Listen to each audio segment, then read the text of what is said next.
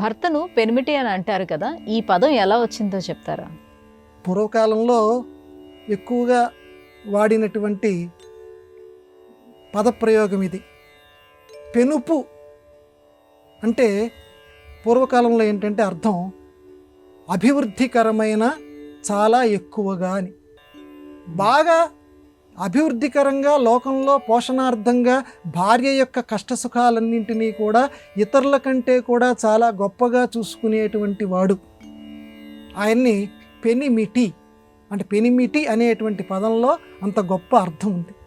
అంటే భార్య యొక్క పోషణని ఇతరుల కంటే కూడా ఎక్కువగా చూసుకునేటువంటి వాడు. అంటే ఈ కాలంలో మార్పులు అధునాతన వాతావరణంలో రావచ్చుగాక, కానీ పూర్వకాలంలో మాత్రం పెనుపు అనేటువంటి పదం శబ్దరత్నాకరం విడదీసింది. పెనుపు అని అంటే చాలా ఎక్కువగా పోషించేటువంటి వాడు, చాలా ఎక్కువగా ప్రేమగా చూసుకునేటువంటి వాడు.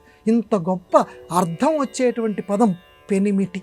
అందుకే పూర్వకాలంలో పెనిమిటి అని చెప్పి పూర్వకాలంలో భర్తని సంబోధించేటువంటి వారు.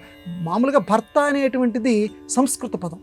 అంటే భర్త అంటే భరించువాడు అని చెప్పి ఆ సంస్కృత పదానికి అర్థం. కానీ పెనిమిటి అనేటువంటి తెలుగు పదంలో సంస్కృత పదాన్ని మించినటువంటి అద్భుతమైన అర్థం ఉంది. ఇక్కడ కేవలం భరించేవాడని మాత్రమే అర్థం. ఇక్కడ భరించటం కాదు, మొత్తం కూడా కష్టసుఖాలన్నిటిని చూసుకోవటమే కాదు, ఈవిడ యొక్క సౌభాగ్యాన్ని కోరుకునేటువంటి వాడు, అన్నింటిలోనూ అందరికంటే కూడా అండగా నిలబడేటువంటి వాడు పెనిమిటి. నా పెనిమిటి అని పూర్వకాలంలో భార్య చక్కగా సంబోధించేది, నా భర్త అని చెప్పకుండా.